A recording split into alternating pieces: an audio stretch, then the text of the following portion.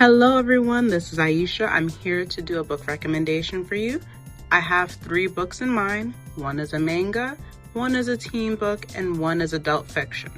So to start off with adult fiction, I'm going to talk about the Stephanie Plum series by Jenna Vakovich. The series is still an ongoing series. I believe it's up to book 26 or 27 right now. Right here in front of you is book 1, One for the Money by Jenna Vakovich. The one thing you have to keep in mind is that the first book is made in the late 90s, and I won't say there's racial phrasing, but there's definite obvious things that you would kind of like, if someone's a little more sensitive to that. Like, there's one street where it's literally the ghetto side of town, and that's pretty much where almost all of the Black people are. And that's also where all of the car theft, murder, drug dealing, a lot of it occurs there. There are murders in other areas, and not just saying that, only Black people do these type of things, but it's definitely an obvious saying that this is the ghetto.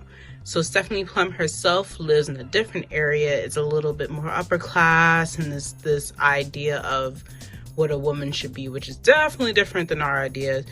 So Stephanie is a little off. She's supposed to be seen as a modern woman because she's not already tied down being a housewife, taking care of kids, unlike her sister and unlike what her mother wants her to do.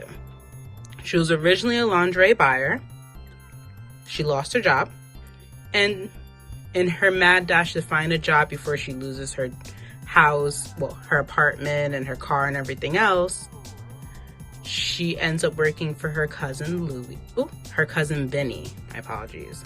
And she ends up becoming a bond hunter. She ends up chasing after all these bail jumpers, and the first person she chases after is Joe Morelli, the village heartthrob, the first person she was ever in love with, the first person she was ever physical with.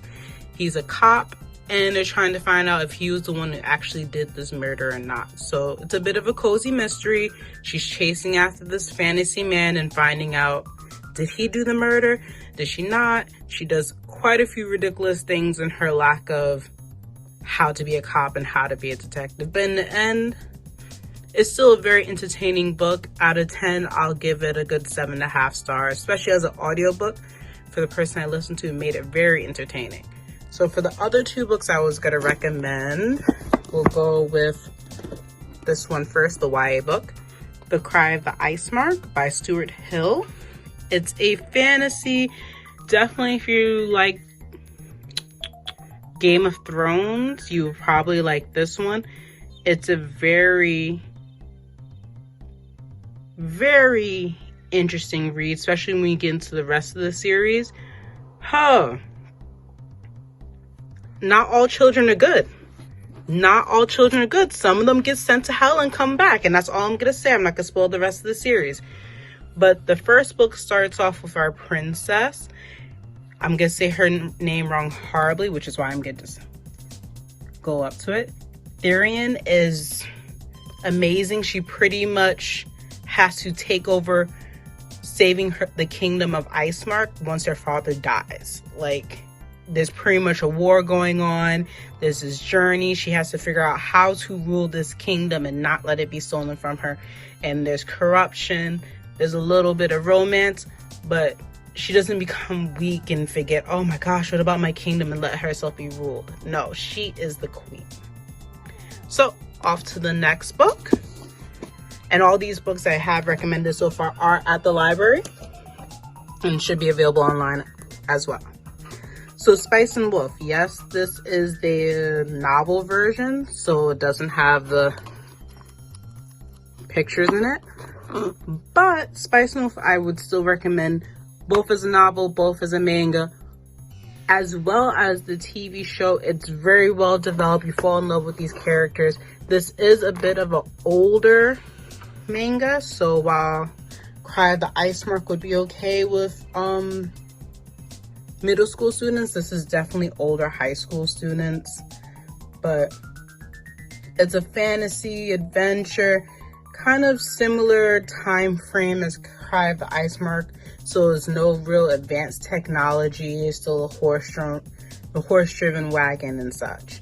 But Kraft Lawrence ends up finding this wolf goddess sleeping in his cart. And from there, him and Holo just travel. And you get a little, it's fun. It's not the usual anime-esque. There's no real graphic stuff. So I think you'll enjoy it. So hopefully you try out one of these samples that I have recommended for you today. But goodbye for now.